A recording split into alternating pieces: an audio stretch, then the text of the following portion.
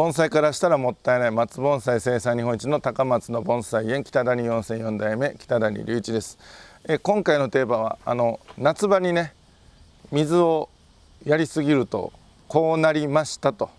うちの今の現状を、お伝えして、こ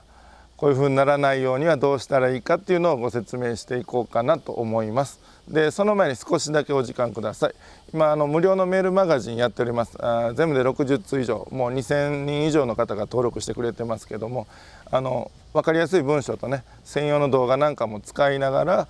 定期的に届くメールになっております。で概要欄からメールアドレスだけで無料で届くようになるんで、よかったらそちらも使ってみてください。では本題に戻ります。夏場にね、水をやりすぎたら、こうなりましたということなんですけども、今目の前にあるこちら、4本ほど用意してますけども、これがね夏場にね、水をやりすぎて、こうなりましたという状態なんですけども、やっぱ夏場っていうとね、ざっくりした言い方なんですけども、きっかけは芽切りです。芽切り前と芽切り後とでやっぱりね状況がガラッと変わってきます。この木も芽切りをした後に、そんなに水がいらなくなったと。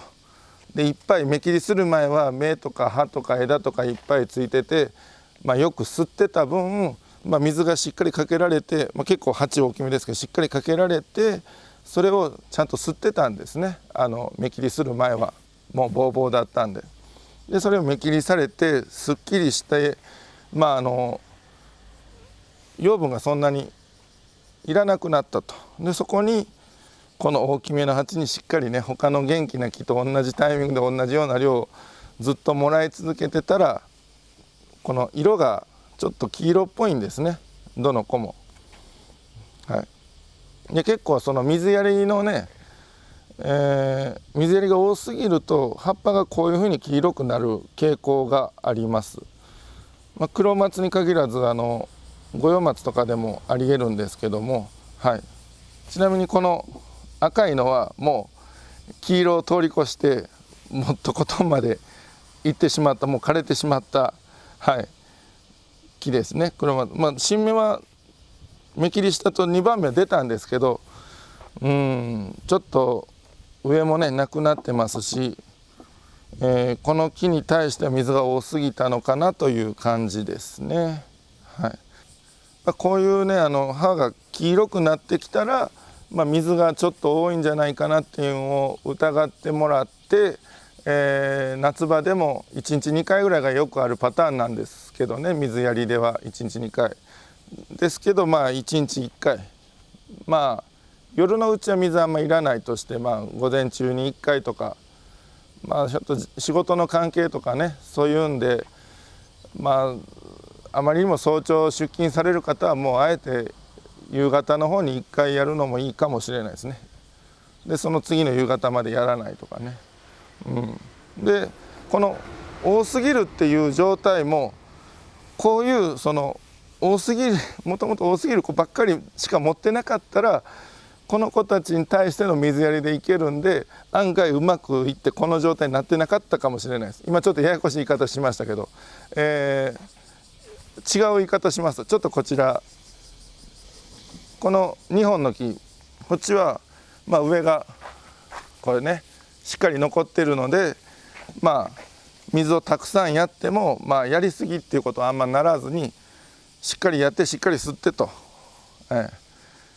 湿って乾いてがうまくいってたから、これもう明らかに元気ですよね。水やりすぎのこの黄色さと比べたらもう緑緑してますし、もう葉っぱもなんか強い感じしますし、でこういうよく吸って乾く子とあんまり吸わずに乾かない子を一緒に置いてるんですね。うちなんかねやっぱりもう大量生産なんで。でこれを同じタイミングでずっと水やり続けると、こっちのよく吸う子はいいけど1日1回ぐらいでいいような子たちがどんどんもう水いらないいらないと言ってるのに同じようにかけてしまって、もうしょうがないです。もうこの子たちだけねこういっぱいこうぎゅうぎゅうに詰まっててね、この子たちだけ少なめこっちは多めとかってねなかなか難しいんで、やっぱついでにかけちゃってね調子が悪くなっちゃうんですよね。だからまあこういう乾きにくい子はもう完全にこう離れたところに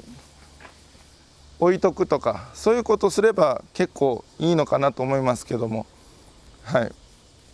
だからこの水のやりすぎはね、いっぱい盆栽持ってる人ほど難しかったり、ベテランさんになるほどね意外としっかり水やれちゃいすぎてね、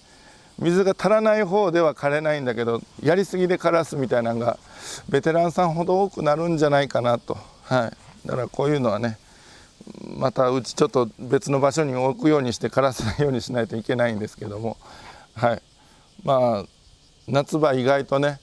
水不足で枯らす人がまあほとんどではあるんですけど、意外とこういうケースもあるので、まあ、気をつけてくださいと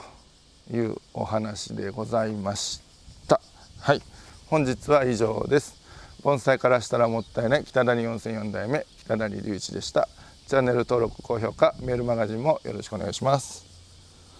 はい、2024年8月21日から26日まで阪急梅田本店の9階最上で盆栽の販売を行います。僕だけでなくてね香川県5人ぐらい行くのと、愛媛県からも来るし関西圏からも来るというんで盆栽園がですね、はい、そういうイベントをやってますんで、ぜひとも来られるという方はお越しくださいませ。お待ちしてます。